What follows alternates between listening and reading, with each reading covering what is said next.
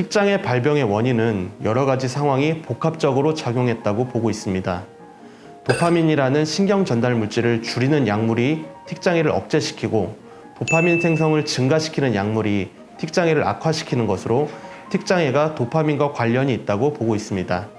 다음으로 전두엽, 두정엽, 기저핵, 소뇌 간의 두뇌 시스템 이상입니다. 그 중에서도 감정, 운동, 사고 등을 조절하는 기저핵의 이상이 잘못된 신호를 전달하고 틱장애를 유발하는 것으로 보입니다. 어린이들의 성장 환경도 틱장애를 일으킬 수 있는데요. 예를 들어 초등학교 진학, 과도해진 학습량, 이사, 부부싸움이나 부모 자식 간의 갈등, 그 밖에 불안, 긴장, 분노, 스트레스 등이 모두 원인이 될 수 있습니다. 틱에 있어서 일란성 쌍둥이보다 이란성 쌍둥이가 일치율이 높게 나오는 것으로 틱장애가 유전과 관련이 있다고 볼 수도 있는데요. 이는 어떠한 유전자가 반드시 틱을 일으키는 것은 아니고 틱장애가 발병할 수 있는 소인을 가지고 있는 것이며 유전 외에 다양한 원인들이 복합적으로 작용해서 틱장애로 이어진 것으로 볼 수 있습니다. 음성틱의 경우 근육틱이 먼저 발생한 후 2년이 지나면서 동반되는 것으로 알려져 있습니다. 근육틱 증상을 처음 시작할 때 많이 보이는 증상이 눈 깜빡임인데요. 그 후로 심해질수록 코나 입술 같은 얼굴 근육 움직임, 고개 까딱거리기, 몸통, 상지, 하지 순서로 눈에서 멀어지는 방향으로 진행합니다.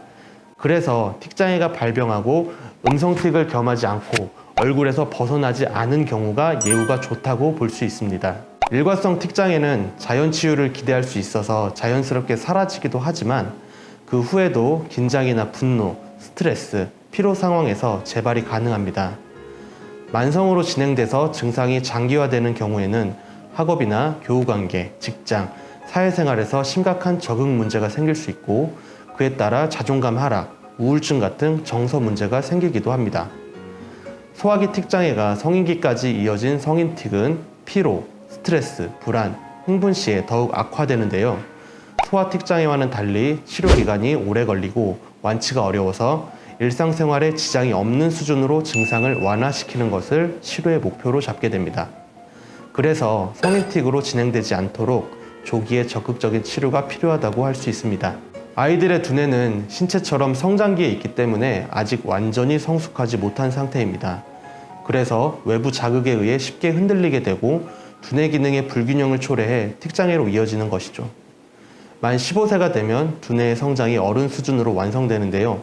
그 전에 틱장애를 최대한 완화시키는 것이 성인틱으로 진행될 확률을 줄일 수 있습니다.